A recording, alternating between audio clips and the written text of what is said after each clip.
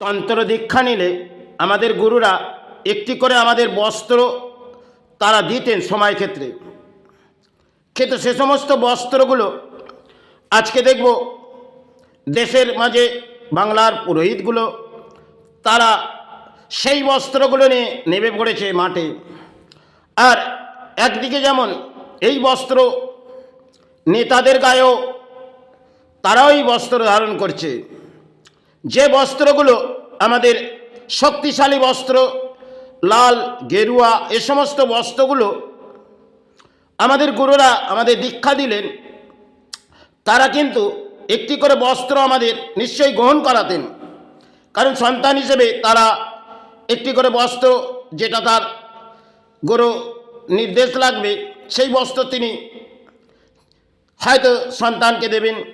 এই ধরনের আমাদের তন্ত্র সমাজে যারা দীক্ষা নেয় তারা এই বস্ত্রগুলো ধারণ করে। আজকে বর্তমান সময় চলেছে, সেটা হচ্ছে দেশের পুরোহিত রাজ্যের মাঝে চলছে, যে একটা অংশের খেলা সেবার মাঝে নেমে পড়েছে আর বস্ত্র একটি গায়ে ধারণ করে নিলেন, যেন অস্বাভাবিক এক পুরোহিত মাঠে নেমে পড়েছে। আর নেতারাও সেই পরিস্থিতির মাঝে রাজ্যের মাঝে হাঁটছে। একটা সময় করোনা কাল, সে সময় আমি এক বাংলার মাঝে উত্তর দিনাজপুরে এক গুরুর কাছে গেলাম, কলকাতার মাঝে, উত্তর দিনাজপুর না, কলকাতার মাঝে। তিনি আমার সাথে খুব অস্বাভাবিক ব্যাখ্যা বললেন বটে, কিন্তু যখন আমি করোনাকালে ওনার কাছে পৌঁছালাম তখন আমি বস্ত্র ছেড়ে দিয়েছিলাম। কিন্তু আমি করোনাকালে পথে বেরোনোর জন্য দূর পথ, তাহলে পথে যেতে গেলে তাহলে আমাকে কিছু মুখের মধ্যে সাহারা রাখতে হবে, নাহলে পথ চলা যাবে না আর পথে যেতে দেওয়া যাবে না। তাই একটি লাল বস্ত্র এই মায়ের স্থান থেকে নিয়ে আমি ওনার কাছে গেলাম। উনি আমাকে দেখে ক্ষুব্ধ হয়ে গেলেন। আমি অস্বাভাবিক ভাবলাম, সে নিশ্চয়ই এই বস্ত্রের মধ্যে উনি ঘৃণা করছে। তা কিন্তু সত্য। তখন আমি বস্ত্রটি খুলে নিচের কোমরে রেখে দিলাম, কারণ বস্ত্রগুলো সময় ক্ষেত্রে আমাদের এই তন্ত্র দীক্ষা ছাড়া গুরুরা দিতেন। আর বহু দীক্ষার মাঝে বস্ত্র এক একটি ধারণ করতেন। সময় ক্ষেত্রে আমি এক একটা বস্ত্র ধারণ করেছি, কারণ প্রথম শুরুয়াত করি ঠাকুর অনুকূলের দীক্ষা নিই, তখন সাদা বস্ত্র ধারণ করলাম। তারপরে কামাখ্যা স্থানে বৈদ্য দীক্ষা নিলাম। আমি যে পছন্দ করলাম, আমার গুরু হলদে বস্ত্র একটি আমায় ধারণ করালেন, সেটা আমার ইচ্ছাসই। আবার একটি গুরু, তিনি কিন্তু আমাকে লাল বস্ত্র ধারণ করা। আমি 3 বার দীক্ষিত, 2 বার বৈদ্য, 1 বার তন্ত্র। কিন্তু সময় ক্ষেত্রে হয়তো গুরুরা আমাকে দিয়েছিলেন, কিন্তু আজ এই বস্ত্রগুলো সেটাই সমাজে পরা যায় না, আর আমি ছেড়েও দিয়েছি। কিন্তু এই সমাজের যা পরিস্থিতি, তা হয়তো এই বস্ত্র নিয়ে একটা খেলা চলছে। কারণ নেতারা নেমে পড়েছে, যেন কত বড় ধর্মের পুরোহিত এসে গেছে, তারা ধর্মের মানুষ এসে গেছে। আর যারা সময় ক্ষেত্রে ধর্ম করে গেছেন, তারা যেভাবেও বস্ত্র নিয়ে এইভাবে খেলা খেলেনি। যে বস্ত্র তাদের দেহের মধ্যে থাকতো, সে অতি দুর্গন্ধ থাকলে তারা কিন্তু সেই বস্ত্র নিয়ে পথে চলে যেতেন। আর বস্ত্রটি তাদের গায়ে অত্যন্ত, তারা সে বস্ত্রগুলো আজকে আমরা দেখব এক একটা নতুন বস্ত্র, নেতাদের থেকে আরম্ভ করে পুরোহিত অবধি তারা মাটি নেমে পড়েছে, যেই বস্ত্র নিয়ে একটি খেলা চলছে।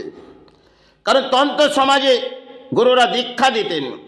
আজকে রাজনীতির মাঝে একটা দীক্ষা দেওয়ার জন্যে কিছু বস্ত্র আবির্ভাব করছে এই নেতারা, কারণ এরা বুঝে উঠছে যে আমরাই পরম ভক্ত এসেছি। তাহলে যারা ধর্ম করে গেছেন সময় ক্ষেত্রে, তারা এই বস্ত্রগুলো আমাদের সন্তানদের দিয়ে গেলেন। আমি হয়তো একটা টাইম ওগুলো ছেড়ে দিয়েছি, কারণ এই বস্ত্র নিয়ে আজ হয়তো সেভাবে হোক মায়ের সেবা করি। সে বস্ত্র আমার দীর্ঘদিন, সাদা বস্ত্র একটি ছেঁড়া হোক, সেটা নিয়ে আমি মায়ের সেবা চালাই। কিন্তু কোনো হয়তো পথে ঘুরি, সেটা আমি প্যান্ট শার্ট পরে। তাই আমি কোনো বস্ত্র আর দেহের মধ্যে লাগাতে চাই না, যেটা আমি পারি এক কাপড়ে আমি মায়ের সেবা দীর্ঘদিন ধরেই করে যাচ্ছি। আর এই তন্ত্র সমাজের বস্ত্র সেটা সময় ক্ষেত্রে আমি ছেড়ে দিয়েছি, কারণ সেটা তিনি আমাকে কিছু বুঝিয়েছিলেন। সেটা আমি যখন রাতে বাড়ি ফিরলাম, আমি অস্বাভাবিক ভাবলাম উনি দুদিন আগে আমার সাথে খুব গ্রহণযোগ্য বাত করলে কথা বললেন, আর যখনই আমি ওনার কাছে প্রবেশ করলাম, একটি বস্ত্র যখন মুখের মধ্যে দিলাম, তখন উনি যেন আমার কাছে আমাকে ক্ষুব্ধ হয়ে গেলেন। তখন আমি নীরব হয়ে ভাবলাম এটাই হচ্ছে কাল, এই বস্ত্র তিনি কিন্তু ঘৃণা করছে, সেটা কিন্তু সত্য, আর সত্যটাকে আমরা মেনে নিই না। তাই আমি বুঝে উঠেছিলাম এই বস্ত্র কারণ অপবিত্র মাঝের বাংলায় নেমে পড়বে, আর নেমে পড়েছে হয়তো, কিন্তু সমাজ আজকে রাজনীতির মাঝে নেতারা আর পুরোহিতরা যেন ঢল নেমে পড়েছে। এক একটা বস্ত্র আমাদের রাজ্যের গুরুরা দিয়ে গেলেন, কারণ তারা দীক্ষা দেওয়ার সময় তার সন্তান শিষ্যদের একটি করে বস্ত্র দিতেন। আজকে নেতাদের গায়ে দিয়ে দিচ্ছেন একটি করে বস্ত্র, কারণ ভক্তরা তারা পরম ভক্ত, যেন গুরুর ভক্ত এসে গেছে আর মাতৃর ভক্ত এসে গেছে। আর পূজারীও একটা জায়গায় নেমে পড়েছে। সেই পূজারী সময় ক্ষেত্রে যা ছিলেন, আজকে পূজারী নেমে পড়েছে বস্ত্র নিয়ে উন্মাদ হয়ে পড়ছে, কারণ অর্থ সঞ্চয় চাই। এইভাবেই ধর্ম চলছে। আজকে ধর্মস্থানগুলো তো ব্যবসায় পরিণত, তাহলে ধর্ম জাগবে কি? এ ধর্ম জাগবে না, কারণ বাংলা লুপ্ত হয়ে পড়েছে, আর বাংলার মাঝে নেতারা উন্মাদ হয়ে পড়েছে। পরম ধর্মীয় এসে গেছে বাংলার মাঝে, তাদেরকে সাহারা রাখুন, দেশের রাজ্যের পরিস্থিতি ভালো আসবে। যে ধরনের আজকে রাজনীতি নেতারা করছে, আর তারা তো বুদ্ধিজীবী সমাজ, আমি তো সে অর্জন করিনি। আর এই দেশের মাঝে চলছে এই বস্ত্র নিয়ে একটি খেলা সমাজকে দেখাচ্ছে। তারা কখনো মাজারে যায়, সেখানে হয়তো একটা সময় তারা কিন্তু সে কাজ করেছে, আবার পরিবর্তনের ঝড় বয়েছে, তাহলে বস্ত্র ধারণ করেছে এটা নেতারা আজকে বাংলার। তাই এই পরিস্থিতিতে ব্যাখ্যার আর কিছু জায়গা নেই, কারণ সমাজ উন্মাদ হয়ে পড়েছে। তবে সমাজে এই পরিস্থিতিতে আজ হয়তো চলছে বটে, কিন্তু একটা সময় হয়তো কিছু ভয়ঙ্কর আসবে, কামনা করি যাতে না আসে। কিন্তু সমাজ যেখানে উন্মাদ হয়ে পড়েছে, তাহলে প্রকৃতি কিছু অবদান আমাদের দেখাবে, সেটা সময় হয়তো বাকি আছে। কারণ দীর্ঘ সময় আমি ভাবছি সেই সমাজ কোথায় আসছে আর কোথায় চলে যাচ্ছে। কারণ এ সমাজ ধর্ম করে চিৎকার করে জাগবে না, আর ধর্মের গান গেয়ে এ সমাজ জাগবে না, আর ঘন্টা বাজে সমাজ জাগবে না। কারণ সমাজ লুপ্ত হয়ে পড়েছে, ধর্মের জায়গাগুলো ব্যবসায় পরিণত হয়ে গেছে। দেশের নেতারা এক একটা মন্দির গড়ে দেবে, তারা ধর্মস্থান গড়বে, আর সমাজ সেখানে চলে যাবে। ঢাল লাবণ আপনাদের ধর্মস্থান গজিয়ে আসছে, আপনাদের পরম সৌভাগ্য এসে গেছে। যদি দেবী দুর্গার আবির্ভাব হয়ে যায় আর মহাকাল এসে যায়, তাহলে জানবেন আপনাদের পরম সৌভাগ্য হয়তো বাংলার মাঝে এসেছে। কারণ একটা সময় হয়তো সালগিরা উৎসব আমরা হাসি খুশি এনজয়ের মাঝে কাটাতাম, দুঃখ দারিদ্রতা থাকলেও আমরা কিন্তু মায়ের কাছে হাসি খুশি ভাবে কাটিয়ে দিতাম। আজকে তো আমাদের রাজ্যের মাঝে চলছে হয়তো সেবা দিচ্ছে রাজ্য সরকার, কারণ দানের মাঝে সেবা চালাও আর সেবার মাঝে অর্থ সাহারা দেব, এটাই রাজ্যের পরিস্থিতি। তাই এই রাজ্য তলানিতে চলে গেছে, জাগবে না।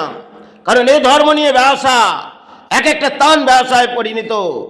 আর ধর্মের পুরোহিত, আজকে যারা ধর্মের পুরোহিত, কারণ ডিগ্রি রাজনীতির মাঝে দেখবেন নেতারা ব্যাখ্যা করবে আপনার কি ডিগ্রি আছে, আপনি জায়গা পাবেন। এটা অসাধারণ ব্যাখ্যা দেশের সরকার করেছিলেন, কিন্তু আজ যে ব্যাখ্যা আমি ধর্ম সম্বন্ধে ব্যাখ্যা দিচ্ছি, সেটা হয়তো আত্মাই কিতাবে নয়। কিন্তু আজকে নেতারা তারা উৎপাত হয়ে পড়েছে দেবী দুর্গার আবির্ভাব করব, আর মহাকাল এসে যাবে, আমাদের রাজ্যের পরিস্থিতি হয়তো ভালো এসে যাবে। কারণ সমাজের দুর্ভাগ্য, এখানে কর্মস্থান সরে গেছে, ধর্মস্থান গজিয়ে আসছে, আর দেশের মাঝে দুটি মানব জাতি কোথায় সাহারা পাবে? যদি কর্মস্থান রাজ্যের মাঝে থাকতো তাহলে জানবে দেশের সৌভাগ্য আসতে। আর ধর্মস্থান যেগুলো আছে সেগুলো তো ব্যবসায় পরিণত হয়ে গেছে, আর নেতা নেত্রীদের সেগুলো দেখার জায়গা নেই। কারণ আমি যে ধর্মস্থান করব তাতেই সমাজ জেগে পড়বে। বাহ, এই বাংলা চলছে এক ভয়ঙ্কর রাজনীতি। হয়তো জীবনে কোনো রাজনীতি করিনি আর রাজনীতিকে পরোয়া করি না, কিন্তু আজ শ্রীচরণে কাল হয়তো চলে যাব, তাই ধর্ম শ্রেষ্ঠ ভাববো। কিন্তু এই ধর্মের জায়গাগুলো আজ যা ব্যবসায় পরিণত হয়ে গেছে, চলুক ব্যবসা। আর রাজ্যের ব্যবসা ধর্মস্থান নিয়ে চলছে, আর নেতারা উন্মাদ হয়ে পড়েছে, সেবা চালাও, আমি দান দেবো, পাপের ঘোড়া বাড়াও, এই তো ধর্ম। তবে একটি ঝড় হয়তো বয়ে আসবে, সময় এখনো বাকি আছে। কারণ বাংলা উন্মাদ হয়ে পড়েছে। রাজ্যের মাঝে দুদিকে মানব জাতিকেই যদি দেখি, অর্থ ছাড়া আর কিছুই বোঝে না। কারণ যেভাবে সমাজ লোটো, এই তো বাংলা। এ বাংলার দুর্ভাগ্য এসে গেছে। কারণ এই বাংলায় সৎ বলে আর কিছু নেই, অসতে ভরাডুবি। তাই প্রকৃতি পলায় একটা দেখিয়েছে করুণা কাল, এখনো কিছু বাকি আছে, অংশের খেলা, নিশ্চয়ই কিছু আসবে বাংলায়। আজকে যদি দেখি বাইরের দেশে আমাদের কিছু ঘটছে, তাহলে আমরা ভাবছি আমাদের রাজ্য তো শান্তিতে আছে, আর রাজ্যের পরম সৌভাগ্য যেখানে সাধক এসেছিল, আমরা সাহারার মাঝে থাকবো। কিন্তু তারা বহু সময় এই জায়গা থেকে চলে গেছে, আর সাধনার মাঝে আসবে না। কারণ এই সমাজ লুপ্ত হয়ে পড়েছে। আজকে এই সমাজে ধর্ম জাগবে না, কারণ এই সমাজে বড় বড় ধর্মীয় এসে গেছে, তারা সমাজ জাগাবে, আর সেই সমাজ জাগবে হয়তো। কারণ ধর্মের পুজো নয়, পুতুল পুজো, এটাই জানবেন বাংলায় হচ্ছে। কারণ কিছু ডিজে বাজাও আর এনজয় করো, সেবা চালাও, দেশের মাঝে রাজ্যের মাঝে দান। কেউ আসবে দিদি দান দেবে, আর কেউ দাদা দান দেবে, সেবা চালাও। বাংলা ভেঙে পড়েছে। সেদিন দেখেই বাংলা কোথায় এসেছে। যারা সাধনা করে গেছেন সময় ক্ষেত্রে, আজ তারা হয়তো এই বাংলায় ফিরে আসবে না। কারণ এই বাংলার পরম দুর্ভাগ্য, যদি কেউ সাধনা করে থাকে তাহলে তাকে বাংলা থেকে সরে যেতে হবে।